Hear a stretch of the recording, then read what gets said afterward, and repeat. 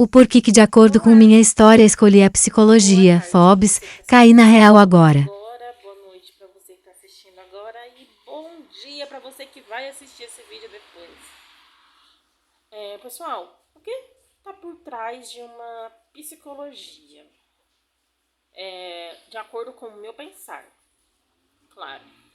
O meu pensar, como Giovana Rebeca,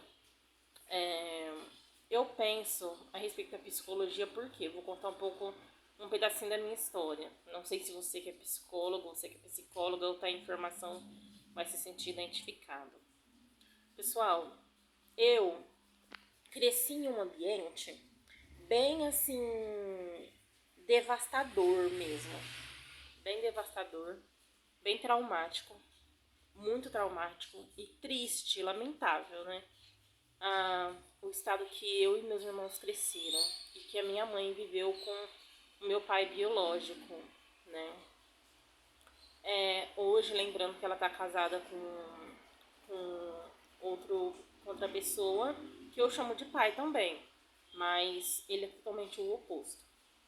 Pessoal, a psicologia, o que acontece? Quando eu era criança, eu cresci em um ambiente que desde a barriga da minha mãe eu sentia como eram as coisas. Porque criança, quando está no ventre da mãe, sente automaticamente o que está acontecendo no lado de fora. Enquanto ela está dentro do ventre da mãe, enquanto a mãe está grávida dela. Né? Dela, dele, e assim. Isso a ciência comprova. E a minha vivência, assim, era um ambiente bem devastador, né? Que nem eu disse. Muitas brigas, muitas contendas, intrigas, muito espancamento, né? Muita violência e muita traição. Então, o que acontece? Eu cresci, a única imagem boa que eu tenho do meu pai biológico era de quando eu era criança e nós temos uma casa de andar, né? Um prédio, né? Um predinho de 2 andares. E a gente costumava almoçar ou jantar na sala de estar, que era a sala acima, né? A sala no cômodo de cima. E eu lembro que tava no jantar, minha mãe tava fazendo o jantar, né, pra gente jantar. E eu tinha uns 7, 5 anos de idade. E eu tava com os meus cadernos e livros, sentada no colo do meu pai, quando eu era criança. E eu lembro que eu falava a seguinte coisa assim: papai, eu vou ser a sua psicóloga. Quando eu crescer, eu vou ser psicóloga. E ele me perguntava por que eu queria ser psicóloga e eu não lembro de mais nada. Pessoal, isso pra mim, o que significa? Eu hoje aprendo, eu conversando com uma amiga minha, né? Uma pessoa que fez parte da vida do meu pai. Temos um vínculo muito grande. Não pelo que meu pai foi feliz com ela, não foi, mas pela pessoa que ela é, pela pessoa diferente que ela é. E eu conversando com ela, eu caí na real um pouco, né, do porquê que eu gosto tanto de psicologia e o porquê que eu consigo me expressar tão bem, do porquê que eu consigo falar a respeito dos transtornos mentais também, assim. Pessoal, eu fui aquela criança que cresci vendo muitas brigas e muitas discussões. Então, assim, o que eu entendia? Poxa, a culpa é minha. Porque eu não nasci num momento propício, eu não nasci num momento bom. E será que eu fui uma gravidez planejada? Era o que passava pela minha cabeça. Porque eu via tudo aquilo ali acontecer, eu falava, meu Deus, isso é inadmissível pra mim. E então, na minha cabeça, como criança, eu cresci falando assim: poxa, quando eu crescer, quando eu se formar, eu vou fazer psicologia para ajudar a minha família, para salvar a minha família. Para salvar a minha família dessa destreza que elas estão vivendo, né? Para salvar minha mãe desse sheol que ela está vivendo, né? Para quem sabe o que significa sheol, né? Para saber, para ela saber aonde que ela entrou, né? Que ela não tem volta, né? Não consegue fazer nada pro quadro reverter enquanto nós somos pequenos. E eu cresci com isso.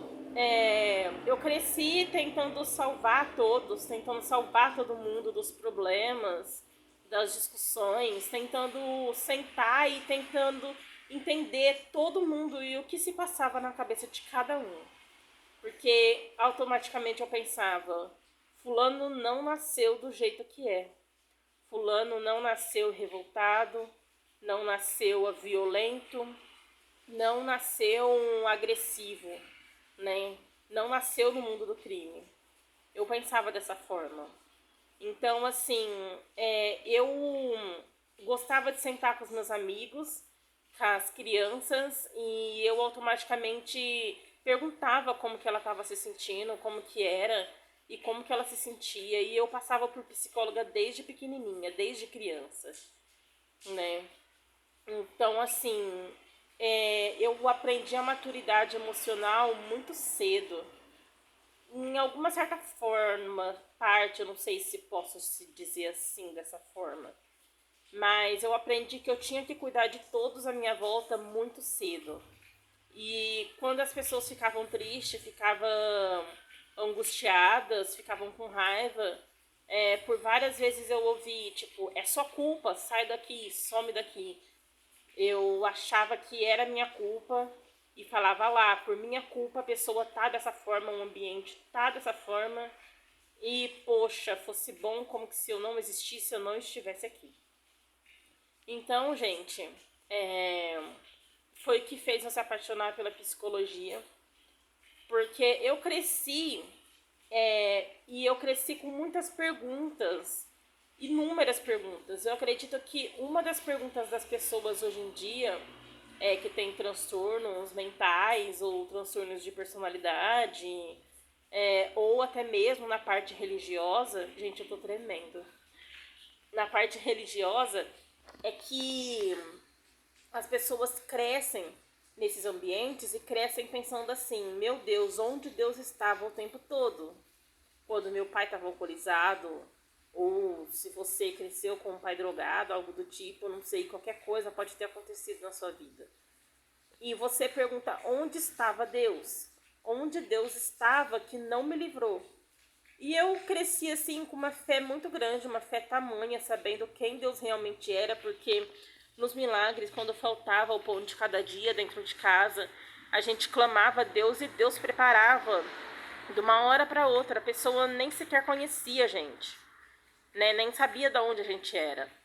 E só que mesmo assim que Deus ouvia nós, eu sabia que Deus era um Deus invencível, um Deus que aparecia a qualquer momento. Eu cresci temendo muito a Deus, eu cresci tendo muito medo de Deus, um medo terrível.